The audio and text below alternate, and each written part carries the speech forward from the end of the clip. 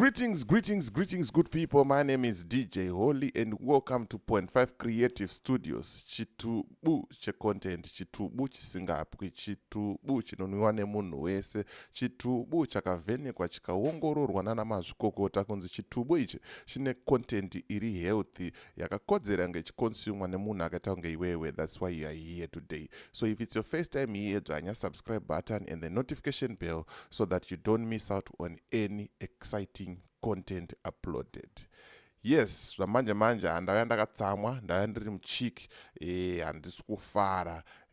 The reason why ndeyekuti vanhu ava vanonzi mapostori, kana vari kuzviita maprofita, kana kuti vari kuzviita anapapa, kana vari kuzviita hameno, vari kuzviita n'anga, vanhu vanga vasatijairira, because zvinhu zvakaoma kudaro, and the people are busy stealing money. Vari kuskama vanhu vachitorera vanhu mari handiti. Saka panapa todamboongorora one of tactic uri kushandiswa nevanhu. Ndine video randatumirwawo nemufana wangu akanditi Ablazi, ndo tactic uri kuitika kunoku uyu. And ndichakuudza kuti tactic wacho uyu unofamba sei kuti vanhu vaite sei vazodaro vasvike pakadaro. And mimi mukazoona mavideo aya munenge makubhilivha muchiti mavideo aya ndeechokwadi, but zvinhu zvinenge zvaita sei zvastagwa. Ima kutoti takumhanya kwanhingi nekuti ndokune kunoshanda handitika. Saka tisati tapinda munyaya iyi, ndikuti kana une business raunaro rauda kushambadzirwa, ndibate namba dzangu ndo dziri pasi apa handitika. Kana uine nyaya unayo yauda kuripota, ndibate namba dzangu ndo dziripo pasi apa. Kana une comment, kana uchida kucontributa towards nyaya iyi yema-scammers, yema-fake prophets, yevanhu vari kustage ma-miracles, ndibate futi panhamba idzodzo handitika. We are not against anyone, and this video was only made for informational purposes, kuti mungonzwisisawo, mungoongorora kuti kana makuzoenda kumachechi uku hamusi kurohwa mari, kana makuzoenda kunogadzira mapartners enyu hamusi kuita sei, hamusi kurohwa mari handitika. Kana kune vanozviita vanogadzira vanhu kusvika palevel iri, ndibatei tikuisei patest tokunzai panapa tonyatsoona kuti zvinhu zvinoitika here zvemashuwa handitika. Saka without wasting much of your time, dati tipinde mukavidhaji aka. Very sorry ndakablaya nenyaya yekuti content yacho haisi kwayo, but kune vanoda vanozoda kunyatsoona video riri clear, ukaenda paFacebook papage rakanzi Point 5 Creative Studios, unotibata ipapo. Ndiri kuuploada video rinenge riri clear mozvionera mega handitika. Saka without wasting much of your time, rega tijambire muvidhaji muite sei muzvionere mega kuti how far. Makadini muri yeZimbabwe chiitiko ichi chikuita muno mukuwadzana 5 vaviri ava vanova vanamirana mukadzi wemunhu nemurume wemunhu. Saka muchiona tiri muno inhau yekuti tiri vemedia tisu tauya kuzonzwisisa nhau idzi. Saka chiitiko ichi chaitika mukuwadzana. Pari zvino toda kuti vanhu vazive why zvinhu izvi zvaitika kwakaendwa. Right, kuna sawira wemunhu tingaziva here kuti vanhu ava ungatiudze here kuti chii chaitika apa. Zvaitika muno mumba muno mundo zvawasangana. Nachikumbura unoizwa kumana security uko officer chiyangu kutaurai Anzo officer chiyangu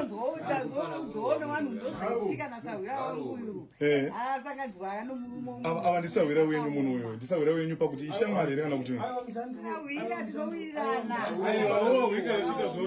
noizi security uko. Saka chiitiko ichi chane nguva yakareba sei chionekwa vanhu ava vachidaya.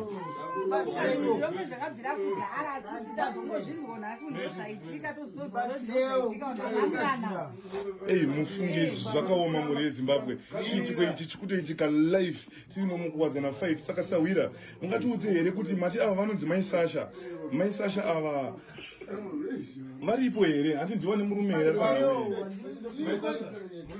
amana maisasha vabate security.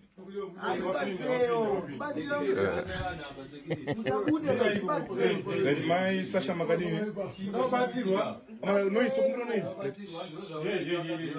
Maisasha chiitiko chaitika ichi mufunge yetu tine urombo, mungatiudze here kuti zvafamba sei?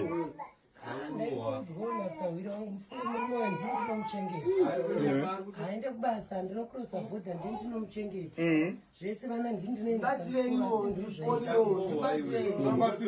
muri kuti murume uyu ndimi munoshanda kana kushava achiita zvemagirlfriends mungandiudza here maisasha kuti munhu uyu semurume wenyu munhu akaroora here munhu anotozivikanwa kumba kwenyu ari semurume wenyu zvakaoma muri ezimbabwe muri kuzinzwira ndo maisasha vasangana nechimiro ichi mugwadzana 5 muno matiri saka mungatiudze here maisasha kuti makazofambisa sei mushure mekunge maudzwa kuti ndo zviripo kuti vanhu ava vasvike pakuzoita zvinhu kwamadzibaba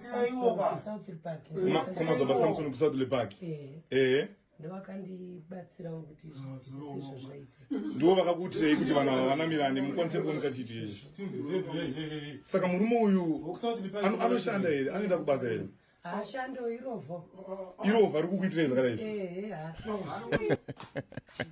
saka muri kutoti munhu uyu haashande ari semurume wenyu akaroora ari kuzivikanwa haashande iri kubva pakutanga kana kuti munhu aishanda kana kuti muri kuti chino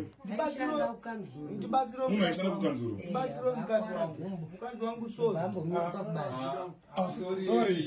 amiswa kubasa ane munyoro akadini zvini mane makore muchendesa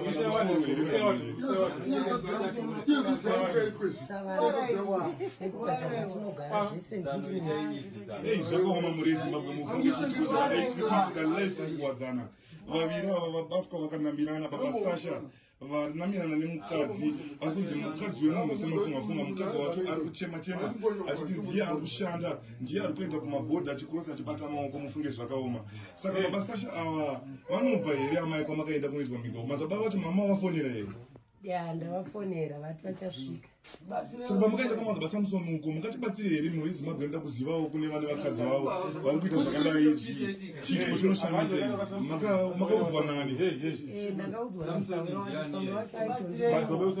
sawira wavo ndiye mukuti sawira vake murume babasasha aikupfimbai urekoda mene ndikurekoda azoudzwa nasawira wangu kuti enda kwamadzibaba samson ndo ane mabasa ese chiitiko chakadai chinoshamisa mhuri yezimbabwe zvichiitika mukuwadzana vaviri ava vanamirana nekuda kwekuita chihure madzimai acho mai sasha vanova pano ndivo vakaenda kuwadzana kunoona nhau iyi nekunge vachinge vachikrosa bhodha kunozvionera kana kubata kwemaoko achisiya murume wavo vari kunzi achishanda kukanzuro akazosiya basa saka nhau iripo ndeyekuti mufunge vaviri ava vakateiwa nemukadzi wacho mushoma angaenda kusouth park kwamadzibaba samson pano handiko kwaakanosangana nezvaakapuwa zvaitoti vaviri ava vanamirane saka tinokutendai muri yezimbabwe isusu vemedia vatatora ndipapo mufunge zvinoshamisa mukuwadzana makadini muri yezimbabwe right ndofunga mazvionera mega mazvinzwira mega but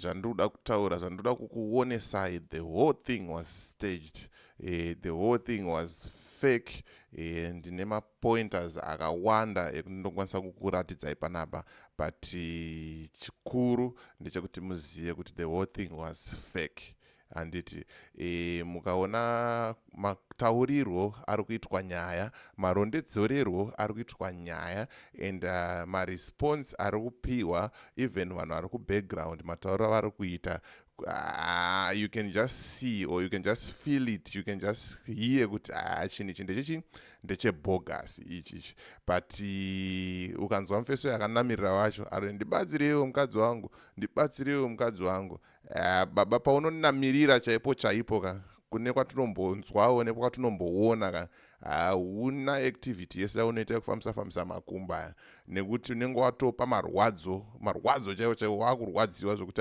panenge pashata zvavo zvavari kuita zvekutambisa tumakumbo wachiita sei zvikaizvi its staged zvakagadzirirwa ende zvinhu zvakariyeswa even ukanzwa komentari yemukomana pane zinga kukakama kumberi uko anenge akutaura zvisiri izvo mahwani ndo zvandanga kungouya neclip kuti ndikuonese kuti akomana mari iri kurwadza kushanda ye and then umwe munhu ungouya achinyeba kuita madzibaba otibira mari